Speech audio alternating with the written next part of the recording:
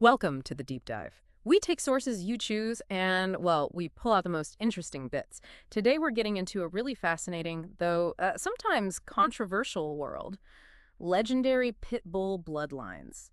Our source is this very personal account. It's called The Reign of Bolio, a pit bull legend. It's a first-person story, gives you a rare look at the life, the fights, and the huge genetic impact of one specific dog.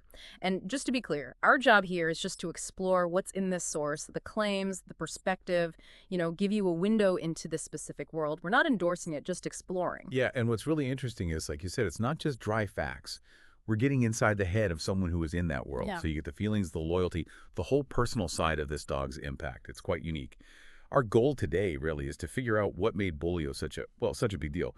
His fighting, sure, but also him as a stud dog and why people were so fiercely loyal to his bloodline. Okay, let's get into it then. You're going to hear a story about power, yeah, but also strategy and just pure canine intensity. Let's start right at the beginning.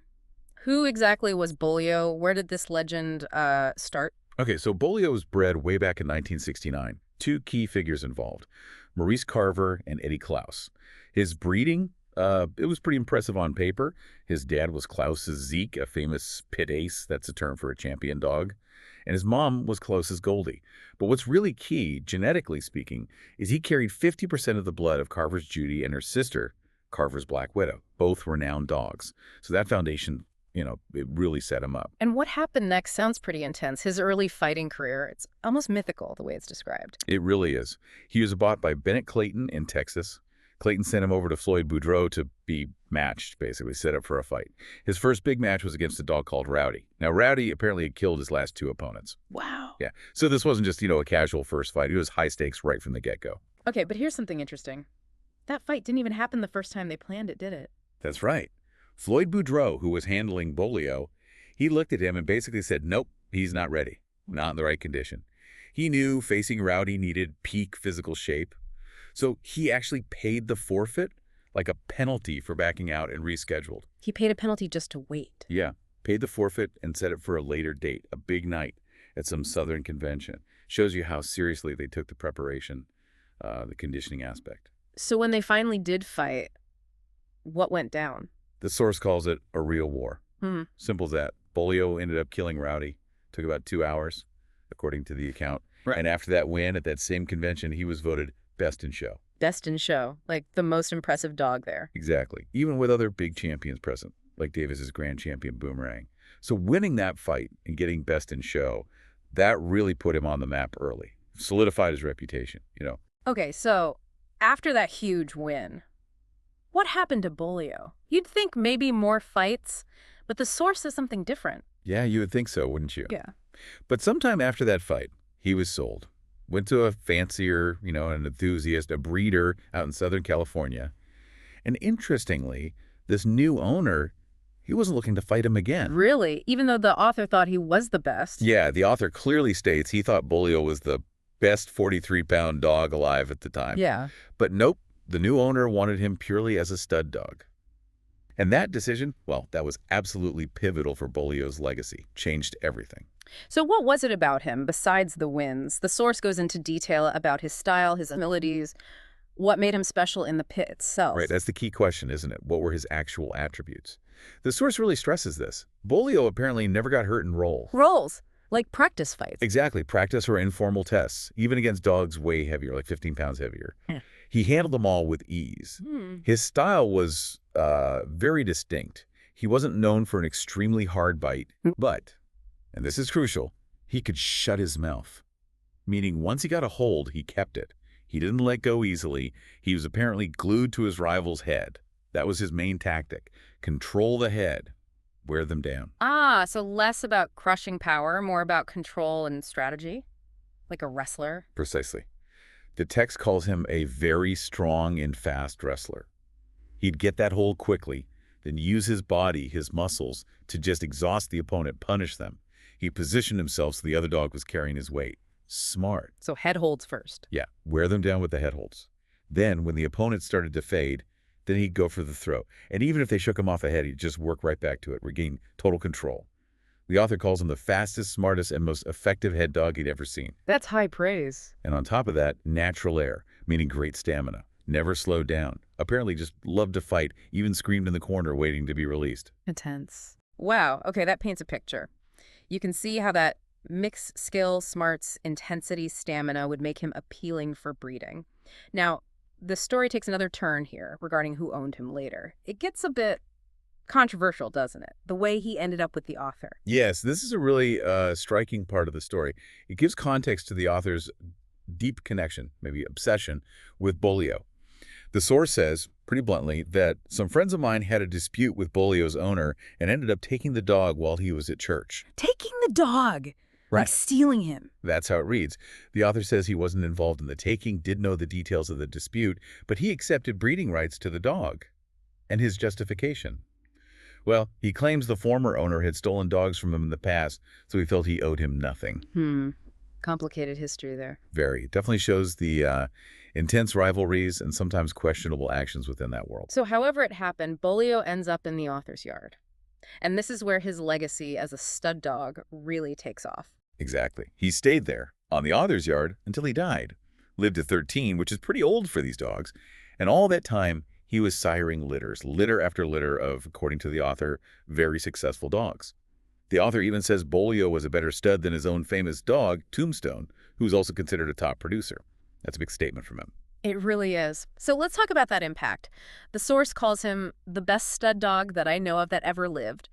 How does he back that up? That's a massive claim. It is huge, and the author tries to back it up with examples of genetic dominance, essentially. What he claims is fascinating. Bolio apparently produced excellent pit dogs, even when bred to poor cur bitches. Meaning low-quality females. Yeah, in the context of breeding for these specific traits, cur bitch implies a female lacking the desired gameness, build, or pedigree. The claim is, even with a subpar mother, Bolio's genetics were strong enough to produce good offspring. And when bred to good females, the results were apparently amazing. Okay. The key point is consistency. His pups supposedly inherited his key traits reliably. It's like a case study in how one animal's genes can just dominate a line. Okay, and does he give specific examples, like actual litters? Oh, yeah, absolutely. He gets very specific. For instance, he bred Bolio's daughter, Red Baby, to his own dog, Tombstone. That produced 13 dogs he calls very good. 8 of them became champions, won multiple matches. 8 champions from one litter. Well, maybe not one litter, but from that specific cross, yeah. 8 dogs won 20 matches between them. Dogs like Champion Tonka, Champion Snubby, Champion Crash. Well-known names in those circles. Another example. One of the first females bred directly to Bolio was named Faith. She was a Klaus bitch from another recognized line. That pairing produced 8 dogs described as game and talented, including Chen Lang and Champion Princess. And another one, Tuffy, also heavy in that Klaus bloodline, bred to Bolio produced dogs like Bullboy Bob ROM. ROM? What's that? Register of Merit. It's a title given to a dog, usually a stud or brood bitch, that has produced a certain number of champions. So it signifies proven production ability. Bullboy Bob ROM and Champion Dugan came from that cross. It definitely sounds like his genetics clicked well with certain other lines, like Klaus and Tombstone. Exactly. The source explicitly says he worked well with good Tombstone and Klaus bitches. But it also mentions he sired good dogs with females from the Eli Jr. and Ironhead lines, too. These were other prominent, respected bloodlines. So it suggests his genetics weren't just potent, but also versatile, able to cross well with different quality lines. Okay, this leads into something really interesting. The author doesn't just praise Bolio. He actively pushes back against someone else's opinion on the best bloodlines. Things get a bit feisty. Right. This is where you really see the passion and the rivalry come out. It's about defending Bolio's legacy. He also calls out Ricky Jones. Apparently, Jones had stated that his favorite lines were the Eli Ironhead crosses bred by Maurice Carver in the 70s. Jones claimed those dogs would get you to the pit more times than any other bloodline. A strong claim about reliability and gameness. And Jones said he mostly won using just that Eli blood. Yeah, claimed 99.9% of his winning was in his own yard, basically using only Eli blood dogs. He was making a case for the supremacy of that specific line. And our author wasn't having it. Not even slightly. He flat out says Jones's opinion is weak and wrong. Strong words. He counters by saying he owned and saw those Bullison, Eli Jr., and Ironhead dogs back when Jones was supposedly still dealing with hound dogs, implying he has more history, more perspective. Oh! Yeah. And he adds that he actually sold his own Bullison Eli Jr. dogs to make space for the Bolio dogs he focuses on now, putting his money where his mouth is, so to speak. He also uses Maurice Carver, the original breeder, as support, doesn't he? Yes, crucially. He recalls Carver telling him more than twice that the Bolio dogs were his best, without a doubt. Coming from Carver, that's a powerful endorsement in this context. He throws in more examples. Dogs named Chome and Chocolate Soldier, Bolio-based dogs that won 4 matches for Carver, and that story about Grand Champion Buck, a Bolio dog he sold as a pet beating Grand Champion Sandman, even though Sandman was heavier. These anecdotes are his evidence. It's crystal clear where the author stands, an unwavering belief in Bolio. Absolutely unwavering. He says, point blank, I would not trade one good Bolio dog for any of his Jones's dogs. He stresses that Bolio's blood is the core of his own yard, many dogs being 60–70% Bolio. But he also adds his breeding philosophy isn't just Bolio. He believes you need other good bloodlines to cross them with and to keep them strong. So advocating for strategic outcrossing, not just pure inbreeding. And he's been saying this for a long time. 20 years, he claims, singing Bolio's praises for 2 decades. He finishes with one more quote attributed to Maurice Carver. All the Bolio dogs will do for you is win. Lots of people don't like them after they win, but they get the job done. Oh, interesting quote. It is. Kind of sums up the relentless, maybe not pretty, effectiveness attributed to the line. The author gives credit to Carver and Klaus for the initial breeding, obviously, but takes pride in being the one who recognized Bolio's stud potential. And his final word. If he could pick any dog from history, bring it back as a 2-year-old, it would be Bolio. No hesitation. So wrapping this up, what's the takeaway here? We've heard this intense story about Bolio, fighter, stud, legend in this specific world. I think this deep dive really shows the incredible impact one animal can have. Not just its own achievements, but the legacy built through its genes, through its offspring. It's a powerful illustration of how specific traits, gameness, fighting style, stamina, can get locked into a bloodline and define it for generations. And the intense loyalty, the fierce debate that surrounds that. Yeah, Bolio's story, as told here, it's about more than just the dogs, isn't it? It's about human passion, the rivalries, that almost spiritual connection people can form with a particular lineage. Believing it's the best, the purest, the strongest, it shows how reputations get built, how they're defended so fiercely, passed down through generations of people, not just animals. Which kind of leads to a bigger question, doesn't it? Thinking about your own life, maybe. What stories or traditions or legacies have been shaped by that kind of unwavering belief?